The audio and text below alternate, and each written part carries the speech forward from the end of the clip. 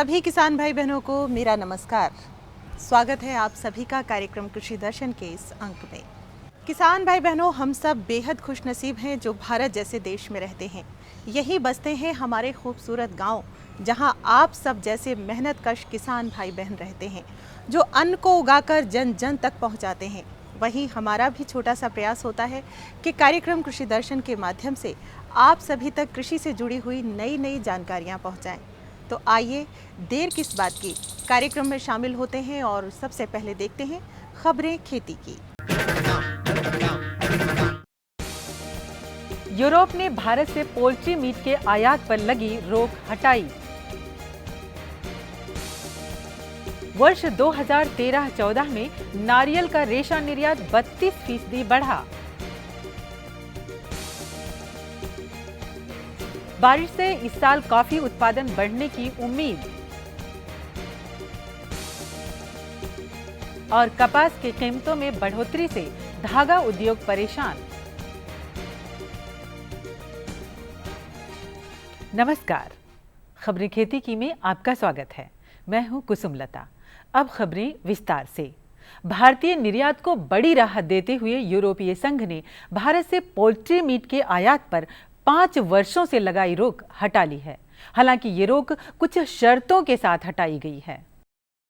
भारतीय प्रशासन से संपर्क कर यूरोपीय संघ आयोग ने ये सूचना दी कि भारतीय पोल्ट्री मीट के आयात पर लगा प्रतिबंध हटा दिया गया है, लेकिन निर्यातकों को मीट उत्पादों के निर्यात के लिए भारतीय निरीक्षण परिषद द्वारा जारी किया जाने वाला मॉडल स्वास्थ्य प्रमाण पत्र लेना होगा।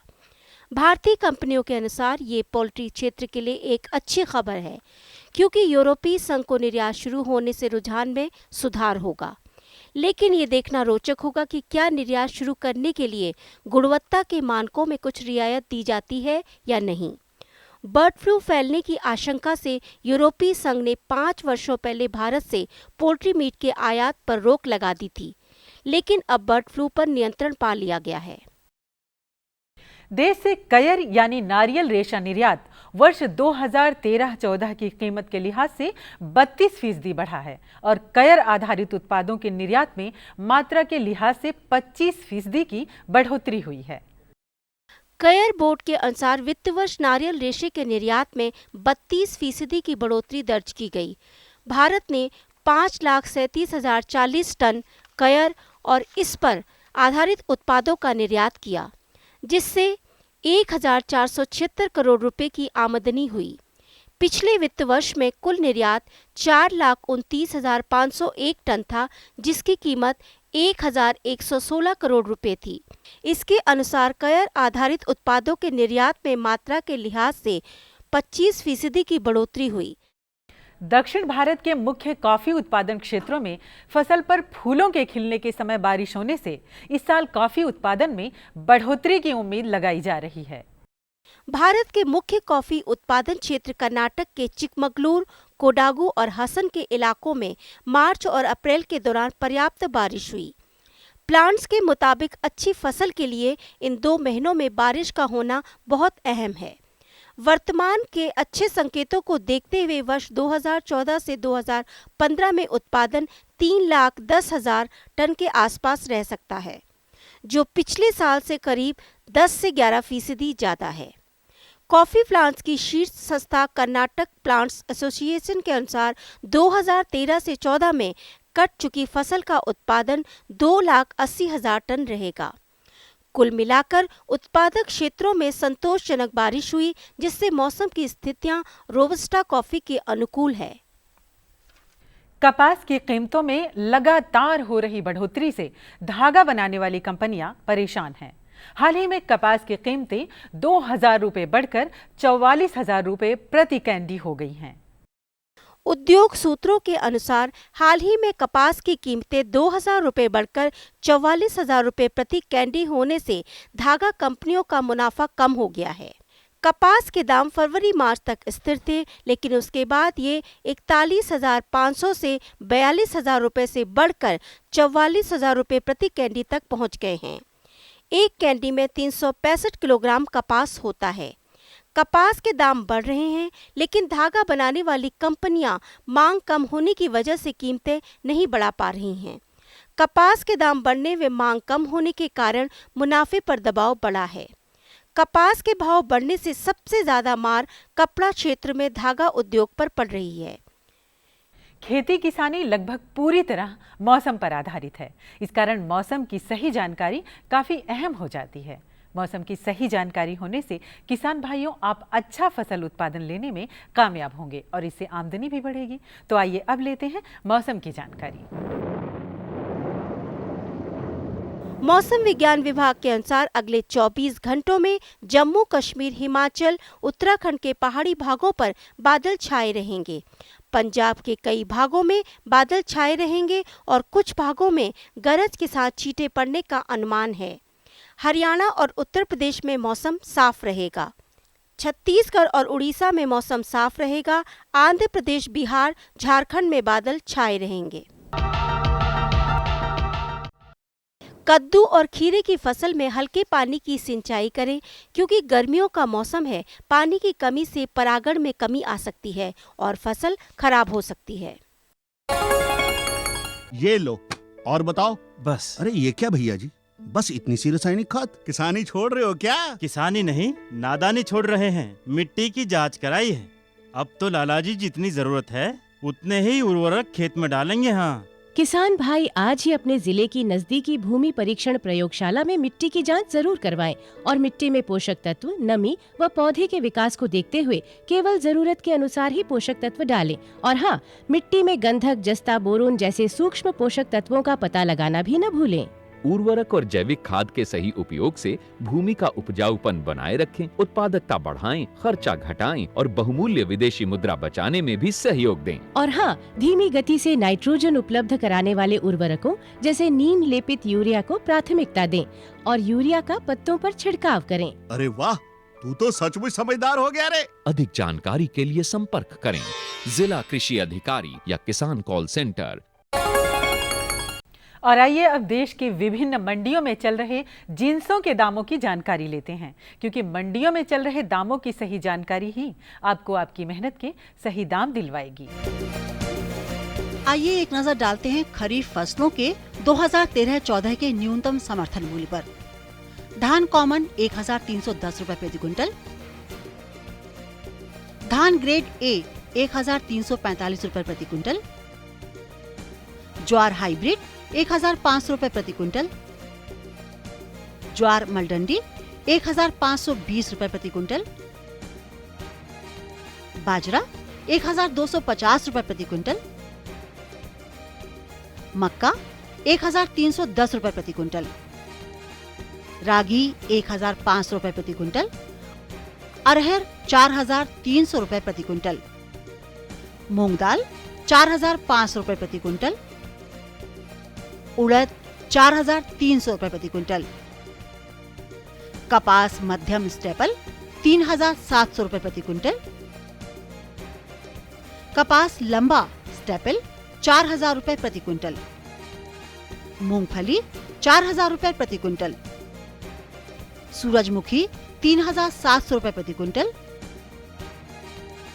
सोयाबीन काली 2500 रुपए प्रति क्विंटल, सोयाबीन पीली 2560 रुपए प्रति क्विंटल, तिल 4500 रुपए प्रति क्विंटल, राम तिल 3500 रुपए प्रति क्विंटल। अन्य फसलों के 2013-14 के न्यूनतम समर्थन मूल्य पर एक नजर। नारियल मिलिंग 5250 रुपए प्रति क्विंटल, नारियल कोपरा बॉल 5500 रुपए प्रति क्विंटल, सूखा नारियल 1425 रुपए प्रति क्विंटल, जूट 2300 रुपए प्रति क्विंटल। खेती की खबरों में आज बस इतना ही। कृषि दर्शन कार्यक्रम में और अधिक रोचक और ज्ञानवर्धक जानकारियों के लिए देखते रहिए कृषि दर्शन।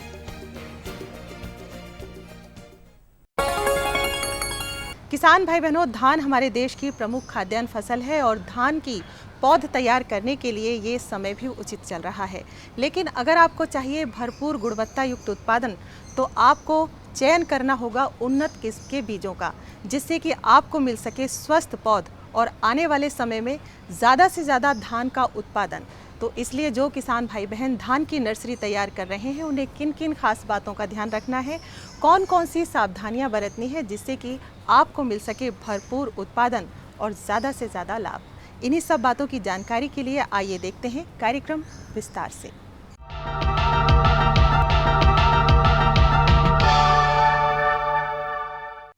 धान हमारे देश की प्रमुख खाद्य फसल है और एक ऐसी फसल है जिसका उत्पादन काफ़ी बड़े क्षेत्रफल पे होता है और इसका उपभोग भी काफ़ी बड़े क्षेत्रफल पे होता है और पूरे भारतवर्ष में इसका उपभोग होता रहता है। और इस फसल में एक और ख़ासियत है, इससे जो हम बासमती चावल पैदा करते हैं उसका निर्यात करके हमारा देश काफ़ी बड़ी मात्रा में विदेशी मुद्रा कमा रहा है और इसका और अधिक हम फ़ायदा उठा सकते हैं। अगर इसका उत्पादन और बढ़ाएं, अच्छी फसल लें, अच्छी पैदावार करें तो इससे दोगुना फ़ायदा होगा। एक तो देश को अच्छा माल निर्यात करके अच्छा पैसा कमाएगा और साथ साथ में हमारे उपभोक्ताओं को अच्छा चावल खाने को मिलेगा। तो धान की फसल लगाने का सही समय चल रहा है। धान की फसल लगाते रहने के समय किन किन बातों का ध्यान रखना है, कौन सी किस्म का प्रयोग करना है, खरपतवार प्रबंधन कैसे करना है और जल प्रबंधन कैसे करना है, इन सब बातों की जानकारी देने के लिए आज हमारे साथ में हैं डॉक्टर दिनेश कुमार जी, जो कि भारतीय कृषि अनुसंधान संस्थान पूसा नई दिल्ली के सस्य विज्ञान संभाग में प्रधान वैज्ञानिक हैं। डॉक्टर साहब का कार्यक्रम में स्वागत है। जैसा कि आप जानते हैं धान की बुआई का सही समय चल रहा है, तो हमारे किसान भाइयों को बुआई के समय क्या सलाह देना चाहेंगे जिससे कि वो सही लाभ उठा सकें, अच्छी पौध तैयार कर सकें और अच्छा उत्पादन ले सकें? देखिए, ये समय धान की पौध लगाने का चल रहा है और देश के अधिकतर हिस्सों में 20 या 25 जून तक धान की पौध लगा लेनी चाहिए। हालांकि एक किस्म के ऊपर निर्भर करेगा। जो किसान भाई लंबी अवधि की किस्में लगा रहे हैं उनको धान की पौध जल्दी लगानी पड़ेगी और जो किसान भाई कम अवधि की किस्म लगा रहे हैं उनको थोड़ी पछेती पौध लगानी पड़ेगी। वो तभी आप अच्छी बढ़वार ले सकते हैं, तभी पैदावार ले सकते हैं। और यहाँ पे उद्देश्य हमारा ये होता है कि हमें स्वस्थ पौध तैयार होनी चाहिए। अगर पौध हमारी स्वस्थ होगी तभी खेत में उससे अधिक कल्ले निकलेंगे, अधिक बढ़वार होगी और फसल से हमें अधिक आमदनी प्राप्त होगी। डॉक्टर साहब, जब भी हम कोई फसल लेते हैं तो अच्छी फसल तभी ले पाते हैं जब हम फसल में खेत का चुनाव सही प्रकार से करें और सही खेत तैयार करें। तो धान की जो प्रयोगशाला तैयार करनी है या पौध तैयार करनी है उसके लिए खेत का चुनाव किस प्रकार से करना है और खेत के चुनाव के साथ साथ में खेत की तैयारी कैसे करनी है जिससे कि किसान भाई स्वस्थ और अच्छी पौध तैयार कर सकें। देखिए, जब हम नर्सरी की बुआई करने जा रहे होते हैं, बीज की बुआई करने जा रहे होते हैं, उस समय हमें देखना चाहिए कि मिट्टी हमारी अच्छी हो, उपजाऊ मिट्टी हो और वो ऊपरी स्थान पर हो। ऐसा ना हो उसमें बहुत ज़्यादा पानी भरा रहता हो, जल निकास की समस्या हो, यानी जल निकास वाली मृदा लें और ऊंचे स्थान पर लें। और दूसरे, ये पानी के स्रोत के पास होना चाहिए क्योंकि नर्सरी को बार बार हमें सिंचाई करनी पड़ती है। और दूसरे, खेत हमारा समतल भी होना चाहिए। मिट्टी पलटने वाले हल से उसमें जुताई करते हैं और खेत में पानी खड़ा रहता है। करीब 5 से 6 सेंटीमीटर पानी खेत में खड़ा कर लें और उसमें 2-3 बार पडलर से या हैरो से या कल्टीवेटर से या मिट्टी पलटने वाले हल से या जो भी यंत्र आपके पास हो उससे आप उसमें जुताई करें जिससे कि मिट्टी हमारी लेह युक्त हो जाए। और जब आप आखिरी बार उसमें जुताई कर रहे होते हैं उस समय पर हमें खाद और उर्वरकों का प्रयोग करना चाहिए। जैसा कि हम जानते हैं कि 1 हेक्टेयर में अगर हमें रोपाई करनी है तो उसके लिए उसका 1/10 हिस्सा यानी कि 1000 वर्ग मीटर क्षेत्रफल में नर्सरी तैयार करनी पड़ती है। अगर संकर किस्म है तो उसमें 700 से 800 वर्ग मीटर क्षेत्रफल में हम नर्सरी तैयार करते हैं। 1000 वर्ग मीटर में हमें करीब 700 से 800 किलोग्राम गोबर की गली सड़ी खाद, 10-12 किलोग्राम यूरिया और 15 से 20 किलोग्राम सिंगल सुपर फास्फेट, 5 से 6 किलोग्राम म्यूरेट ऑफ पोटाश और अगर जिंक की कमी है तो 2 से 2.5 किलोग्राम जिंक प्रति 1000 वर्ग मीटर क्षेत्र में जब आखिरी जुताई कर रहे होते हैं तब उसमें हमें मिला देना चाहिए, अच्छे से मिला देना चाहिए। और अंत में फिर खेत को पाटा लगाकर समतल कर लेना चाहिए। इसके बाद हम इस खेत को छोटी छोटी क्यारियों में बांटते हैं। एक क्यारी की चौड़ाई जो है 1.25 मीटर रखनी चाहिए और 2 क्यारियों के बीच में करीब 50 सेंटीमीटर की आधा मीटर की हम नाली रखते हैं। ध्यान रहे जो लंबाई है उसकी वो लंबाई आप सुविधा अनुसार कर सकते हैं, 2 मीटर कर सकते हैं, 5 मीटर कर सकते हैं, लेकिन चौड़ाई 1.25 मीटर रखनी है। ये जो हमारे बीच में नाली बनी है ये सिंचाई का काम कर सकती है और साथ में ज़रूरत पड़ने पर जल निकास का भी काम कर सकती है। और जब हम खरपतवार खेत से निकालते हैं तब नाली में इसमें बैठ के आसानी से आदमी या मजदूर जो है वो खरपतवारों को निकाल सकता है। डॉक्टर साहब, धान की फसल पूरे देश में होती है और पूरे देश में होने की वजह से हर क्षेत्र में अलग अलग तापमान है, अलग अलग रिक्वायरमेंट है और उसी के अनुसार अलग अलग प्रकार की किस्मों का प्रचलन है। तो आप कौन कौन से क्षेत्रफल में, कौन से राज्य में कौन सी किस्म का प्रयोग हमारे किसान भाई कर सकते हैं जिससे उसको ज़्यादा उत्पादन मिले और अच्छा उत्पादन मिले, तो आप राज्यवार हमें किस्मों के बारे में जानकारी दें, जिससे कि किसान भाई सही किस्म का चुनाव करके अच्छा लाभ कमा सके, अच्छा उत्पादन ले सके। हमें हमेशा उन्नत किस्मों का चुनाव करना चाहिए और हर क्षेत्र के लिए, हर राज्य के लिए ये किस्में अलग अलग होती हैं और जो अच्छी पैदावार देने वाली किस्में उन्हीं का चयन करें। इनमें से प्रमुख किस्में इस प्रकार हैं। कर्नाटक के लिए IR 30-864, मधु, विक्रम, सुमा, कुसुमा और आकाश, साथ ही पंधान 12, शकुंतला और गौतम। केरल राज्य के लिए अन्नपूर्णा, भारती, ज्योति, रोहिणी, त्रिवेणी, कुंजू, प्रिया, वर्षा, गौरी और श्वेता। मध्य प्रदेश एवं छत्तीसगढ़ के लिए प्रभात, IR 8, IR 24, जवाहर 75, मैसूरी, बाला, कावेरी, रत्ना, प्रगति, जागृति, क्रांति, गरिमा, अनुपमा और महामाया। महाराष्ट्र के लिए रत्नागिरी 24, करजत 184, करजत 2, रत्नागिरी 3, PKB मकरंद। पंजाब के लिए Sahyadri 4, Bala, Ajay, PR 105, PR 108, PR 109, mutant 95, Ratna और साबरमती। इसी तरह से उत्तर प्रदेश के लिए गोविंद, मनहर, नरेंद्र 2, PNR 381, रत्ना, पंतधान 10, पंतधान 11, पंतधान 12 और NDR 80। तमिलनाडु के लिए COR 46, ADT 42, ADT 43, ADT 44, करुणा, भवानी, भारती, कावेरी, कृष्णा, कांची, PMK 2। इसी प्रकार उड़ीसा राज्य के लिए राजेश्वरी, हेमा, शक्ति, कुमार, बाला, IR 20, प्रकाश, विक्रम, वानी, JKR H 401। बिहार एवं झारखंड के लिए पूसा 221, पूसा 169, मैसूरी, साके 4, IR 20, IR 24, BR 368, Padma, Deepa, Sita, बाला, कावेरी, रत्ना, साबरमती, जानकी, राजेंद्र धान 101, राजेंद्र धान 102, बिरसामती, JKRH 401 आदि। कुछ राज्य हैं हमारे जहां पर बासमती की हम किस्में उगाना चाहते हैं। उसमें जम्मू कश्मीर, हिमाचल प्रदेश, पंजाब, हरियाणा, दिल्ली, पश्चिमी उत्तर प्रदेश और उत्तराखंड शामिल है। वहाँ पर बासमती की हम किस्में लगा सकते हैं। ये किस्में इस प्रकार हैं। पूसा बासमती 1, पूसा बासमती 1121, उन्नत पूसा बासमती जिसे पूसा 1460 कहते हैं, पूसा बासमती 6, इसे पूसा 1401 कहते हैं, पूसा सुगंध 5, पूसा बासमती 1509 जिसकी काफ़ी मांग है, हरियाणा बासमती 1, कस्तूरी, तरावड़ी बासमती और रणबीर बासमती। ये बासमती की और सुगंधित प्रमुख किस्में हैं। साथ ही कुछ किसान भाई संकर धान लगाना चाहते हैं, उसकी भी किस्में उपलब्ध हैं और आपको कोशिश करनी चाहिए कि अधिक से अधिक क्षेत्र में संकर धान लगाएं, क्योंकि संकर धान से पैदावार अधिक मिलती है। औसतन 10 कुंटल प्रति हेक्टर संकर धान से हमें अधिक पैदावार प्राप्त होती है। तो संकर धान की प्रमुख किस्में इस प्रकार हैं। PRS 10, ये सुगंधित संकर है जो हमारे संस्थान से निकला है, काफ़ी अच्छी पैदावार देता है और इसके दाने की गुणवत्ता भी बहुत अच्छी होती है। इसके अलावा PHB 71, KRS 2, इसको कर्नाटका राइस हाइब्रिड कहते हैं, बहुत अच्छा हाइब्रिड है। एरिज 6444, PA 6201, नरेंद्र शंकर धान 2, RH 204, पंत शंकर धान 3, DRRH 2, RH 5331, JKRH 3333 और सहयाद्री 5।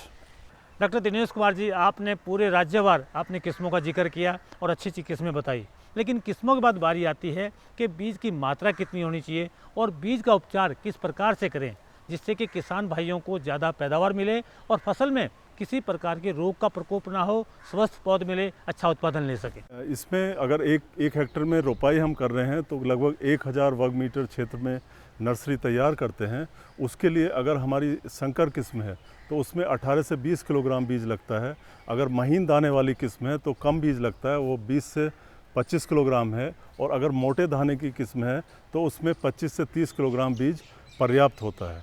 और बीज का उपचार करना बहुत आवश्यक होता है, क्योंकि अच्छी गुणवत्ता वाले बीज ही हमें स्वस्थ पौध दे सकता है।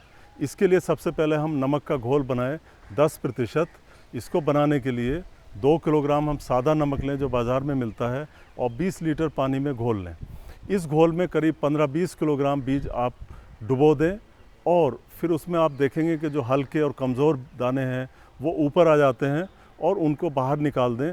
और जो स्वस्थ बीज है वो हमारा नीचे बैठ जाता है, उसको फिर इस पानी से अलग कर दें। फिर 3-4 बार इसकी धुलाई ज़रूर करें, क्योंकि नमक इसमें नहीं रहना चाहिए। 3-4 बार साफ़ पानी से धुलाई करें। इसके बाद अब इसमें कवकनाशी और जीवाणुनाशी दवाइयों से इसका उपचार किया जाता है। इसके लिए हम जैसे 10 ग्राम बाविस्टीन लें और 1 ग्राम स्ट्रेप्टोसाइक्लिन, इन दोनों दवाइयों को 10 लीटर पानी में घोल बना लें, और ज़रूरत के हिसाब से इसका आप घोल बना सकते हैं। यानी 10 ग्राम बाविस्टीन, 1 ग्राम स्ट्रेप्टोसाइक्लिन, 10 लीटर पानी। और फिर इस घोल में जो हमारा बीज है उसको रात भर यानी 24 घंटे के लिए लगभग इस बीज को हम रखते हैं। इस 24 घंटे में जो फफूंदनाशी और ये जो हमारी दवाई है ये अवशोषित हो जाती है, और अंदर बैठे हुए बीमारियों को काफ़ी हद तक ये कंट्रोल कर देती है। अब इस बीज को हम टाट के बोरे पर बिछा देते हैं, और ऊपर से फिर 1 बोरा और ढक देते हैं। और इसमें समय समय पर हम सिंचाई और फव्वारे से हम उसमें पानी के छींटे देते रहते हैं, जिससे कि वो बीज हमारा नम रहे और उसमें अंकुरण हो जाए। इसके 24 से 36 घंटे बाद उसमें आप देखेंगे कि बीज अंकुरित हो गया है। ये अंकुरित बीज अब हमारा बुआई के योग्य हो जाता है। डॉक्टर साहब, अक्सर हमारे किसान भाई बहुत ही अच्छी तरह बीज का प्रयोग करते हैं, सही मात्रा में खाद डालते हैं, लेकिन कई बार जमाव भी अच्छा नहीं होता है, और कई बार पौधों में जो पीलापन रहता है, तो इसका क्या कारण है और किन किन बातों का ध्यान रखना है जिससे किसान भाई स्वस्थ पौध तैयार कर सके और अच्छा लाभ कमा सके? देखिए, सिंचाई तो शाम के समय करें तो ज़्यादा अच्छा होगा, और जितनी हल्की सिंचाई करें वो उतना अच्छा होगा। और दूसरे, जैसे आपने समस्याएं पूछा, तो उसमें खरपतवार एक प्रमुख समस्या आ सकती है, और कीड़े मकोड़े बीमारी भी कई बार हमारे उसमें खेत में आ जाते हैं। अगर खरपतवार आते हैं तो उनको कोशिश करनी चाहिए कि हाथ द्वारा उनको हम बाहर निकाल के फेंक दें, और दूसरे आप रसायनों द्वारा भी इसका नियंत्रण कर सकते हैं। जैसे ब्यूटाक्लोर दवाई आती है 50 EC, इसकी 120 मिलीलीटर मात्रा लगभग 60 से 70 लीटर पानी में आप इसको घोल लें। 60 लीटर पानी बहुत होगा, और घोलने के बाद इसका जो बुआई की है, बुआई के 3 या 4 दिन के अंदर अंदर उसका आप छिड़काव कर दें। आपके अधिकतर खरपतवार मर जाएंगे इससे। दूसरे, कई बार छोटे मोटे कीड़े मकोड़े भी आ जाते हैं जो पत्तों को खा सकते हैं, उनसे नुकसान हो सकता है। उसके लिए उपचार है क्लोरपायरिफास नाम की दवाई आती है। इसकी 2 मिलीलीटर मात्रा प्रति लीटर पानी के हिसाब से घोल बना लें, और ये 80 लीटर घोल 1000 वर्ग मीटर क्षेत्र के लिए पर्याप्त होगा, तो आपके कीड़े मकोड़े भी मर जाएंगे। दूसरा, कई बार नर्सरी हमारी, जैसे कुछ किसान भाइयों ने लगा ली होगी, पीली हो रही होगी, क्योंकि शुरू में मान लो यूरिया नहीं दिया, DAP नहीं दिया, या गोबर की खाद नहीं डाली, तो पीली हो सकती है। उस दशा में आप कोशिश करें कि 6 से 8 किलोग्राम यूरिया प्रति 1000 वर्ग मीटर क्षेत्रफल में जो है आप उसको छिड़क दें, तो नर्सरी का जो पीलापन है वो दूर हो जाता है। कई बार पीलापन यूरिया डालने के बावजूद भी दूर नहीं होता, और वो नर्सरी हमारी पीली बनी रहती है। कई बार पत्ते सफ़ेद हो जाते हैं, और नर्सरी की बढ़वार भी रुक जाती है। उस दशा में हम मान सकते हैं कि उसमें आयरन की या लोहे की कमी आ सकती है। तो लोहे की कमी से बचने के लिए पहले तो ज़रूरी है कि खेत में लगातार हल्का पानी आप उसमें रखें, तो आयरन की या लोहे की कमी दूर हो सकती है। फिर भी रहती है तो आप आयरन सल्फेट का 0.5% का घोल बना लें, और चूने का इसका आधा यानी 0.25% का घोल बना लें, और ये करीब 60-70 लीटर घोल बना के आप प्रति 1000 वर्ग मीटर क्षेत्र में इसका छिड़काव कर दें, तो आपके आयरन की जो कमी नर्सरी में आती है, लोहे की कमी, वो इससे दूर हो जाएगी। डॉक्टर दिनेश कुमार जी, आपने हमारे किसान भाई को बहुत अच्छी जानकारी दी। मुझे पूरी उम्मीद है कि हमारे किसान भाई इसका पूरा लाभ उठाएंगे। इस अच्छी जानकारी देने के लिए आपका बहुत बहुत धन्यवाद। और मैं अपने किसान भाइयों को उम्मीद करता हूं कि जो डॉक्टर साहब ने किस्में बताई हैं राज्यवार, उन्हीं किस्मों का प्रयोग करें, और जिस प्रकार से बीज उपचार की जानकारी दी है उसी तरह से बीज उपचार करें, और फसल की सही तरह से देखभाल करेंगे तो शर्तिया कम लागत के साथ में आप अच्छा उत्पादन ले सकते हैं। और जब आप अच्छा उत्पादन लेंगे तो आपको तो लाभ मिलेगा ही मिलेगा, देश को भी लाभ मिलेगा। आपको हमारा कार्यक्रम कृषि दर्शन कैसा लगा? अपने सुझाव, प्रतिक्रियाएं एवं सवाल हमें इस पते पर भेजें। कृषि दर्शन, कमरा नंबर 10, CPC दूरदर्शन, खेलगांव, नई दिल्ली 110049। तो किसान भाई बहनों, ये था कृषि दर्शन का आज का अंक। तो कल फिर हाजिर होंगे कृषि दर्शन के एक नए अंक के साथ। तब तक के लिए आप सभी को नमस्कार।